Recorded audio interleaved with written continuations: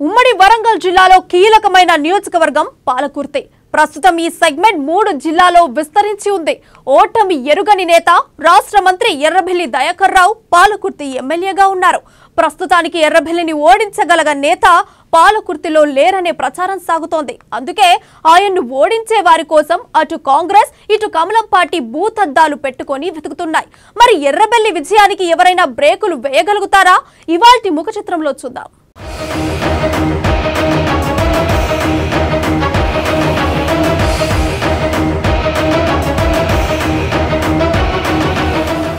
జనగామ జిల్లా పాలకుర్తి నియోజకవర్గంలో కూడా అక్కడ బీజేపీ, కాంగ్రెస్, బీఆర్ఎస్ లతో పాటు సిపిఐఎంఎల్ కమ్యూనిస్టు పార్టీలు కూడా నియోజకవర్గానికి రానున్న ఆ ఎన్నికలు దగ్గర పడటంతో కూడా ఆ పోటీకి మొగ్గు చూపుతున్న పరిస్థితి అయితే కనపడతా ఉంది. సిట్టింగ్ ఎమ్మెల్యే ప్రస్తుతం మంత్రి పంచాయతీ శాఖ మంత్రిగా కొనసాగుతున్న ఎర్రబెల్లి దయాకర్ రావు అయితే బీఆర్ఎస్ పార్టీ నుంచి కాంగ్రెస్ పార్టీ పైన విజయం సాధించి మొత్తానికైతే ఇక్కడ మంత్రిగా కొనసాగుతున్న పరిస్థితి అయితే కనపడతా ఉంది. వారికి పాటు గట్టి పోటీని అయితే మాత్రము ఇప్పుడు ప్రస్తుతానికి ఎన్ఆర్ఐగా ఉంటున్న ఝాన్సీ రెడ్డి అయితే బలమైన పోటీని ఇవ్వనుంది. వాటితో పాటు బీజేపీ నేతలు కూడా ఇవ్వనున్నట్టు కనపడతా ఉంది. కానీ మొత్తానికి ఈ త్రిముఖ పోటీల్లో కూడా గెలుపు ఎవరిది? పాలకుర్తి నియోజకవర్గంలో సోమయాజుల సీతారాముల దేవస్థానానికి ఆస్థానం గల ఆ పాలకుర్తి నియోజకవర్గంలో గెలుపు విజేతలుగా ఎవరు నిలుస్తారు అనేది ప్రజలు తేల్చబోతున్నారు.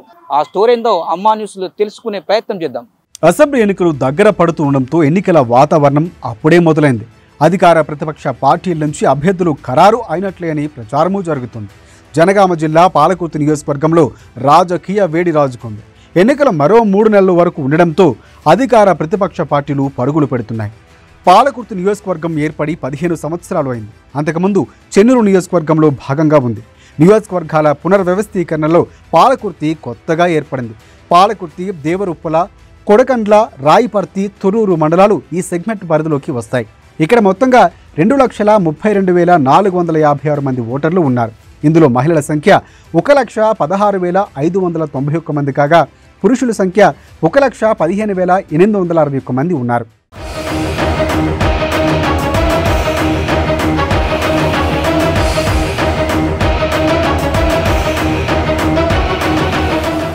రాష్ట్రంలో ప్రతి ఎన్నికల్లో పాలకుర్తి ఎన్నికల ప్రత్యేకతను చాటుకుంటూ ఉంటుంది.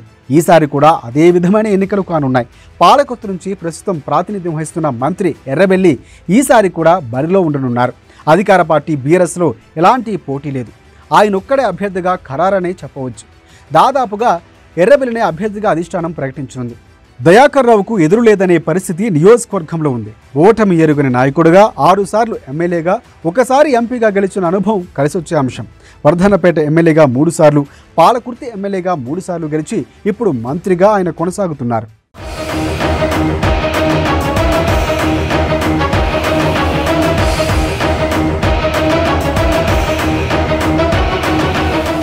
సెగ్మెంట్లో ఎర్రబెల్లి ఉషా దయాకర్ రావు ఎర్రబెల్లి చారిటబుల్ ట్రస్ట్ ద్వారా సేవా కార్యక్రమాలు చేస్తున్నారు. ప్రస్తుతం గ్రామాల్లో కుట్టు మిషన్ నేర్పిస్తూ మహిళలకు ఉపాధి కొరకు ఏర్పాట్లు చేస్తున్నారు. కరోనా కాలంలో ట్రస్ట్ ద్వారా ఎన్నో సేవా కార్యక్రమాలు చేశారు. ఎప్పుడు దయాకర్ రావు ప్రజలకు అందుబాటులోనే ఉంటారనే భావన కూడా ఉంది. ప్రజల ఆరోగ్యం విషయంలో ప్రత్యేక శ్రద్ధ తీసుకుంటున్నారు ఎమ్మెల్యే దయాకర్ రావు. సమస్య ఏదైనా ఎక్కడి వరకైనా తీసుకువెళ్తాడు. ప్రజల మనిషిగా మంచి పేరు సంపాదించుకున్నాడు. చిన్న పెద్ద అనే తేడా లేకుండా అందరినీ కలుపుకుపోతూ ఆప్యాయంగా ఆత్మీయంగా ఉండటం దయాకర్ రావుకి కలిసి వచ్చే అంశం.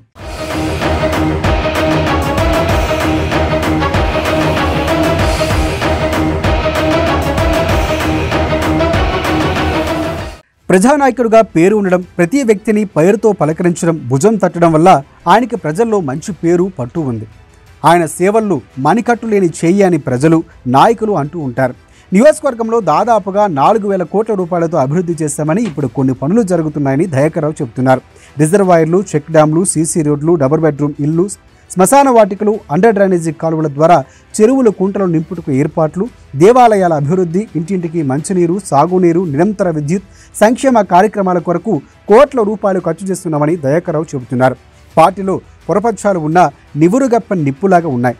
ఎదుటి పార్టీలో సరైన నాయకులు లేకపోవడం కూడా బీఆర్ఎస్ పార్టీకి కలిసి వచ్చిందని, ఇతర పార్టీల్లో కూడా కోవట్లు ఉండడం వల్ల కూడా నియోజకవర్గంలో దాదాపుగా దయాకర్ రావుకి ఎదురు లేకుండా పోయిందని ప్రజలు చర్చించుకుంటున్నారు.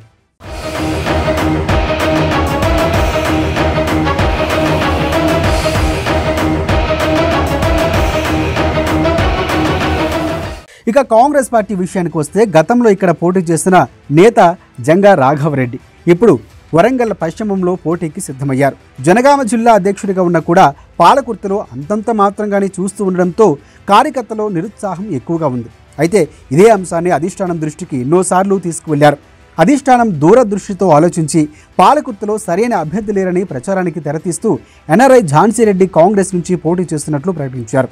ఇటీవల ఖమ్మంలో జరిగిన కాంగ్రెస్ సభలో రాహుల్ గాంధీ సమక్షంలో ఆమె కాంగ్రెస్ పార్టీ తీర్థం పుచ్చుకున్నారు. ఝాన్సీరెడ్డి బీఆర్ఎస్ పార్టీకి గట్టి పోటీ ఇస్తుందని ఆమె తన అభ్యర్థిగా కాంగ్రెస్ శ్రేణులు ప్రచారం చేస్తున్నారు. భర్త అమెరికాలో డాక్టర్ కావడం, ఝాన్సీ స్వస్థలం తొర్రూరు మండలం చెర్లపాలెం కావడంతో నియోజకవర్గంపై మంచి పట్టు ఉంది.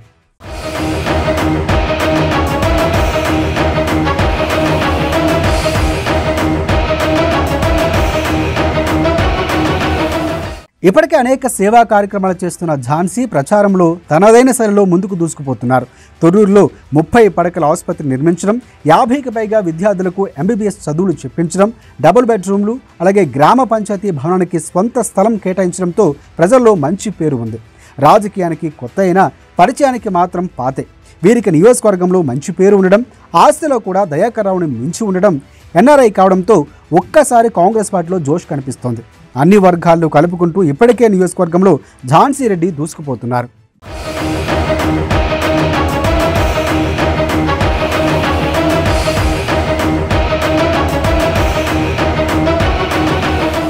ఇక బీజేపీ నుంచి గతంలో పోటీ చేసి ఓడిపోయిన పెదగాని సోమయ్య మళ్లీ టికెట్ను ఆశిస్తున్నారు.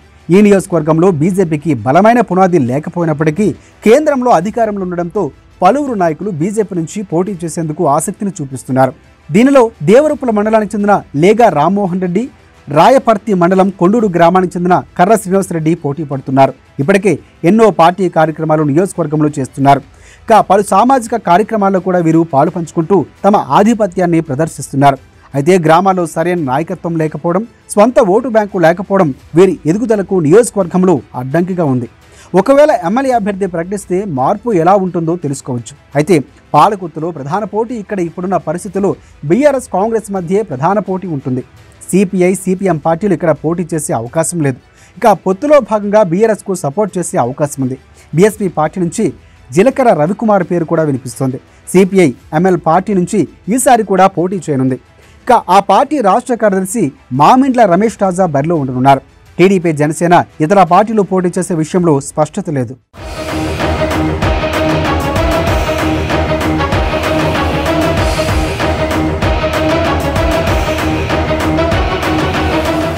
ఏది ఏమైనా రాష్ట్రంలో పాలకుర్తి ఎమ్మెల్యే ఎన్నికలు రసవత్రంగా మారనున్నాయి అనడంలో ఎలాంటి సందేహం లేదు.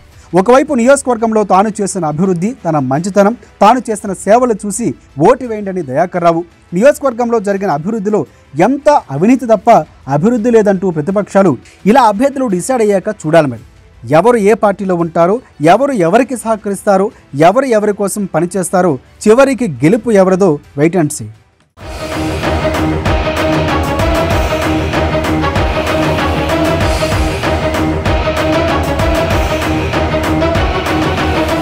చూశారు కదా పాలకుర్తి నియోజకవర్గం ప్రజల మనో ఆవేదన. మొత్తానికైతే బీఆర్ఎస్ మంత్రిగా కొనసాగుతున్న ఎర్రబెల్లి దయాకర్ రావుతో పాటు కూడా కాంగ్రెస్ అభ్యర్థి పోటీ చేయనున్న ఝాన్సీ రెడ్డితో కూడా వారితో పాటు బీజేపీ అభ్యర్థులు మాత్రం ఇద్దరైతే పోటీ పడుతున్న నేపథ్యం అయితే కనబడతా ఉంది. ఆ బీజేపీ అభ్యర్థులు కర్ర శ్రీనివాసరెడ్డికి టికెట్ వస్తుందా బీజేపీ తరపు నుంచి, మరి అట్లాగే ఆ బీజేపీనే పోటీ పడుతున్న రామ్మోహన్ రెడ్డికి వస్తుందా అని చెప్పి వేచి చూడాల్సిన పరిస్థితి అయితే కనపడతా ఉంది. మొత్తానికైతే 2024 ఎన్నికల్లో తుది నిర్ణయం, తీర్పు ఎవరి వైపు ఇవ్వనున్నది. మొత్తానికైతే ఇటు సంక్షేమ పథకాలు ప్రజల్లో తీసుకుపోయిన ఎర్రవెల్లి వైపు చూస్తారా ప్రజలు, లేక కాంగ్రెస్ హస్తం ఝాన్సీ రెడ్డి మన ఎన్ఆర్ఐగా ఉంటున్న ప్రజాసేవ చేసుకుంటూ వస్తున్న ఝాన్సీ వైపు చూస్తారా తేల్చాల్సిన పరిస్థితి ప్రజల్లో ఉంది. ఇది మొత్తానికైతే పాలకుర్తి నియోజకవర్గంలో ఓటర్ల మనోవేదన. కెమెరా పర్సన్ బాలుతో స్వామి, అమ్మా న్యూస్, వరంగల్.